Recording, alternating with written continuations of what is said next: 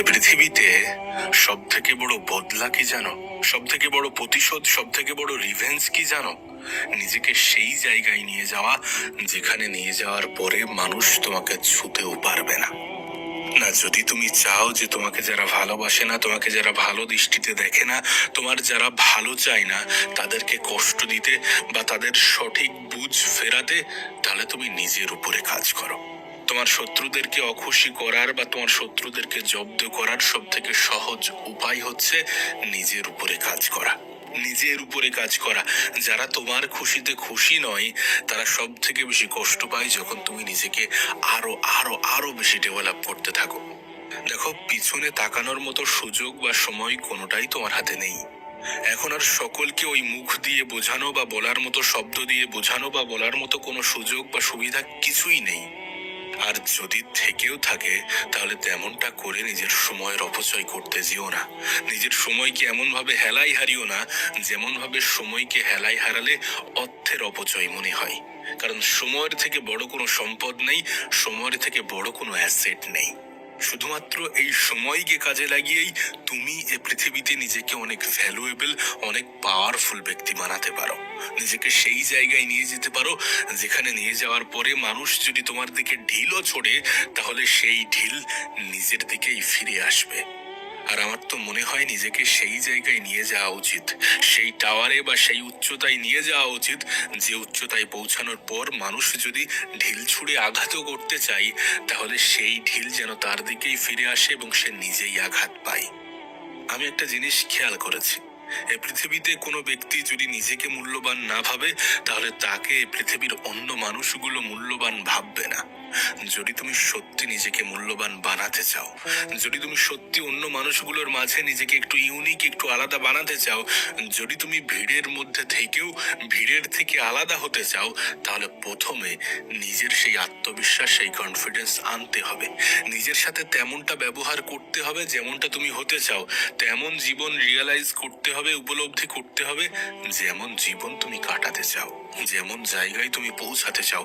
কল্পনা করো তুমি তোমার সফলতার সব থেকে পিকে অবস্থান করছো এবং তোমার জীবনটা কেমন হতে চলেছে, তোমার প্রতি মানুষের ধারণাগুলো কেমন হতে চলেছে, এবং তেমন ভাবে নিজেকে অনুভব করো। যখন এগুলো করবে না, অটোমেটিক্যালি তোমার আত্মবিশ্বাস বাড়তে থাকবে, তোমার কনফিডেন্স বুস্ট হতে থাকবে। আর কোনো মানুষের আত্মবিশ্বাস থাকাটা কতটা জরুরি, কনফিডেন্স থাকাটা কতটা জরুরি, সেটা তোমাকে নতুন করে ব্যাখ্যা করার আশা করি কোনো প্রয়োজন নেই।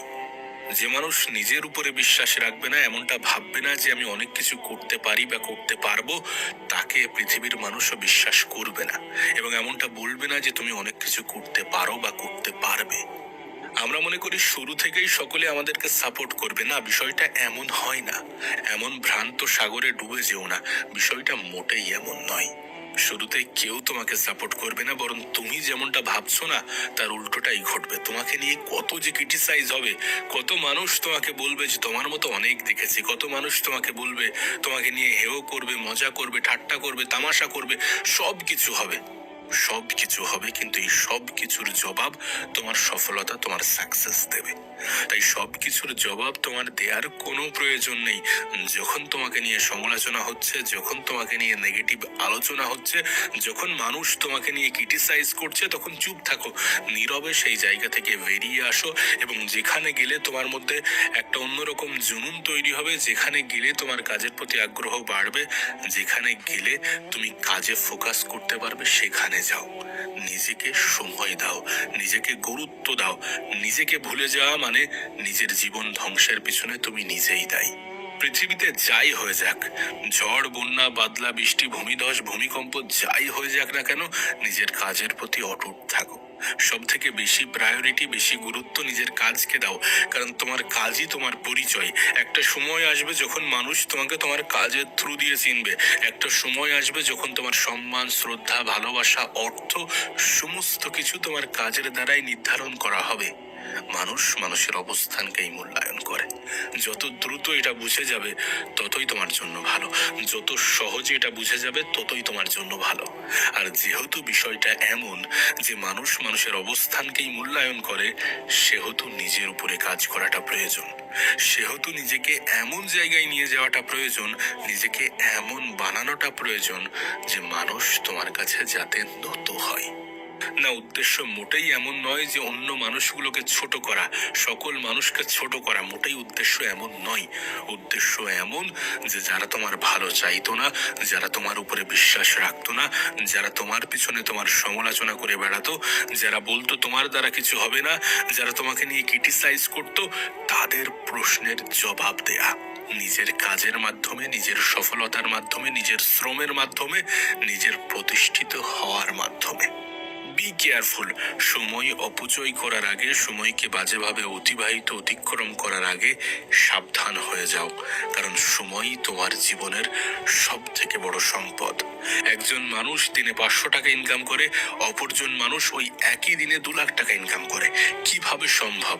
সম্ভব এই কারণে, কারণ সে তার নিজের উপরে এতটা কাজ করেছে, সে তার শরীরের থেকে তার মস্তিষ্ককে এতটা ব্যবহার করেছে, সে এতটা ওভারটাইম, এতটা এক্সট্রা কাজ করেছে যে এখন তার রেজাল্ট অন্য সকল সাধারণ মানুষের থেকে অনেক অনেক গুণ বেশি।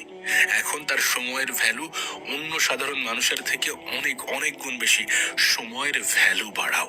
তোমার 1 ঘন্টার মূল্য আর অন্য একজনের 1 ঘন্টার মূল্য কিন্তু একই নয়। তোমার 1 ঘন্টার মূল্য, আমার 1 ঘন্টার মূল্য, বা আরেকজন সফল ব্যবসায়ীর 1 ঘন্টার মূল্য কিন্তু একই নয়। আমাদের প্রত্যেকের সময়ের মূল্য ভিন্ন ভিন্ন, আর আমাদের চেষ্টা করা উচিত প্রত্যেকটা দিন এই সময়ের মূল্যটাকে বাড়ানো। 1টা ঘন্টা যে তোমার কাছে কতটা মূল্যবান, এটা নির্ভর করছে তুমি কি কাজের সাথে যুক্ত আছো। অর্থাৎ ঘুরে ফিরে সমস্ত কিছু তোমার কাজের সাথেই অ্যাটাচ হচ্ছে। তাই নিজের কাজকে ভালোবাসো, নিজের কাজকে ভালোবাসার অভ্যাস তৈরি করো। নিজের জীবন যেভাবে কাটানো উচিত সেভাবে কাটানোর চেষ্টা করো। সফলতাকে নিজের জীবনের অংশ বানানোর সর্বত্র চেষ্টা করো। দেখুন, এমনটা তো নয় যে আপনার কাছে সুযোগ নেই, আপনার কাছে সুবিধা নেই। সুযোগ সুবিধা দুটোই আপনার কাছে আছে। হ্যাঁ, আপনি মনে করেন যে আমার কাছে এটা নেই সেটা নেই, এগুলো অজুহাত ছাড়া কিছুই নয়। সবাই শূন্য থেকেই শুরু করে। সবাই যখন শুরু করেছিল, যাদের কাজ সফল মনে করছেন, যাদের কাজ বিশাল বড় বড় জায়গায় দেখছেন, তারা যখন শুরু করেছিল হয়তোবা আপনার থেকেও খারাপ পর্যায়ে, আপনার থেকেও খারাপ অবস্থান, খারাপ সিচুয়েশন থেকে শুরু করেছিল। সো অভিযোগ করার কিছু নেই। অভিযোগ করে আসলে কোনো সমস্যার সমাধান পার হয় না, বরং অভিযোগ করে অলসতাকে বাড়ানো যায়। আমরা অভিযোগ করি প্রোক্রাস্টিনেট করার জন্য। প্রোক্রাস্টিনেট মানে আজ নয় কাল, কাল নয় পরশু, এটা এসে যাবে তারপর, এটা হয়ে যাবে তারপর। এমনটা হয় না। এমনটা যদি করতে থাকো না, সারা জীবন কেটে যাবে, কিন্তু তোমার জীবনে কোনো পরিবর্তন আসবে না। মানুষ প্রশংসার ভিখারি, মানুষ সম্মানের ভিখারি, মানুষ শ্রদ্ধার ভিখারি, মানুষ ভালোবাসার ভিখারি। মানুষ এগুলো চায়, প্রত্যেকটা মানুষই চায়। আর যদি তুমি এগুলোর সাথে নিজের জীবনকে কাটাতে চাও, যদি চাও মানুষ তোমার প্রশংসা করুক, তোমার সম্মান করুক, তোমাকে শ্রদ্ধা করুক, তোমাকে ভালোবাসুক, তোমাকে গুরুত্ব দিক, তাহলে তোমাকে কিছু না কিছু করে দেখাতে হবে।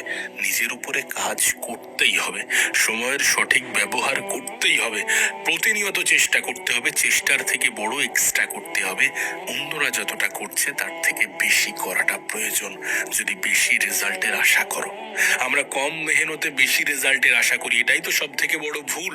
এখানেই তো ডিমোটিভেশন বা ডিপ্রেশন চলে আসে। এখান থেকেই তো ডিপ্রেশনের জন্ম হয়, হতাশা জন্ম নেয়। কেন বেশি রেজাল্টের আশা করব? কতদিন ধরে আমরা চেষ্টা করছি, কত মানুষ কত বছর কতটা দিন ধরে চেষ্টা করছে, তারপরে রেজাল্ট আসছে। রেজাল্ট যে একদিনে আসবে বিষয়টা তো এমন নয়। তুমি যদি চাও সেরকম ভাবে নিজের জীবনকে কাটাতে, তাহলে একদিনে আসবে না। তুমি যদি ইনস্ট্যান্ট রেজাল্ট চাও, তাহলে তোমার সেই গ্রোথটা পাবে না। সো রেজাল্ট আসতে কখনো কখনো দেরি হবে, কখনো কখনো সময় লাগবে, কখনো কখনো ধাপে ধাপে এগোতে হবে, কিন্তু নিজের লক্ষ্য, নিজের টার্গেট সেই বড় পর্যায়ে রেখে দিতে হবে। ধাপে ধাপে ছোট ছোট অংশে ভাগ করে নিতে হবে নিজের সফলতা, নিজের সাকসেসের আনন্দকে।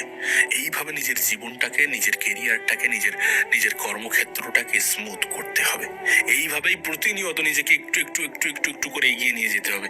একদিনে সবকিছু হয় না, কিন্তু চেষ্টা মানুষকে কখনো ধোকা দেয় না, পরিশ্রম মানুষকে কখনো ধোকা দেয় না। আমরা মনে করি না, আমরা ভাবি, আমরা বলি যে এত তো পরিশ্রম করলাম কিছুই তো হলো না, এত তো মেহনত করলাম, এত তো চেষ্টা করলাম কিছুই তো হলো না। না, পরিশ্রম কখনোই ধোকা দেয় না।